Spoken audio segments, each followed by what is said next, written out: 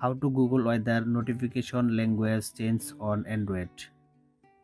To do this, first of all, open the Chrome browser. Tap on three dot option in the top right corner. After that, go to settings. Scroll down and find language. Tap on language. Scroll down. Tap on add language. Now see here all language. Now select your language. For example, select the English United Kingdom. See here. And that's it. If you like the video, subscribe and stay with us. Thank you.